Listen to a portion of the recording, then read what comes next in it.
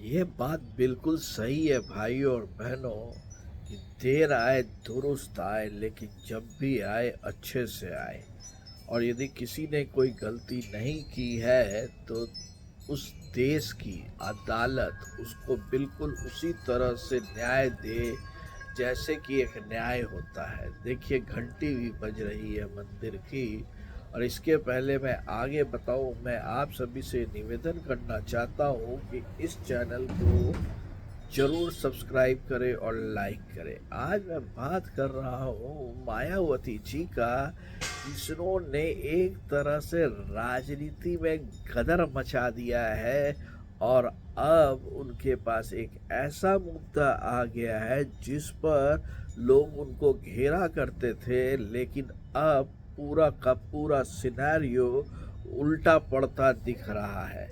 पूरा माजरा ये है कि जब बहन मायावती जी मुख्यमंत्री थी तो पब्लिक के डिमांड पर पिछड़े अति पिछड़े वर्गों का जो सिंबल होता है, जो रखा गया है हाथी का, उसके स्टैचू को बनाने के सिलसिले में दो वकीलों ने पीआईएल डाल दिया था। और 15 साल के जद्दोजहद के बाद आखिरकार मायावती जी की वकीलों की टीम ने ये प्रूव करने में सफलता पाई है कि ये सारी की सारी पार्टियां करती हैं। तो आखिर बहन मायावती जी को इसका मुद्दा क्यों बनाया जा रहा है?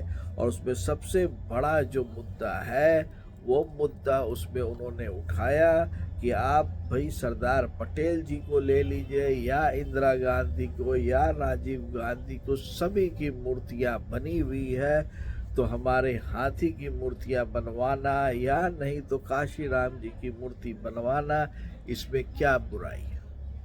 और यह सुनकर पूरी सुप्रीम कोर्ट के 2 जजों की बेंच ने इस केस को एक डिस्पोज ऑफ कर दिया है। और एक बहुत ही करारी हार उन नेताओं के लिए है जो इस पर्टिकुलर केस को लेकर मायावती जी के ऊपर पूरे की तरह वार करने के लिए तैयार बैठे थे।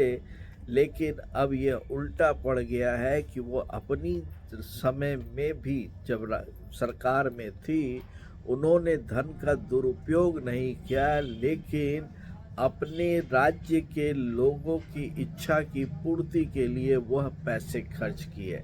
और इसको कहा जाता है ईमानदारी। ऐसा जैसा कि आप सभी लोगों को पता ही है कि उनको बार बार तंग करने के लिए इस तरह के झूठे केसेस लगाए गए।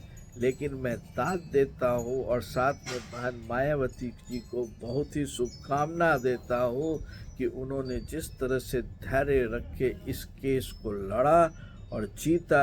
ये पूरे के पूरे पिछड़े समाज, अल्पसंख्यक समाज के लिए एक गोल्ड मेडल है और हम सभी को आप पर गर्व है।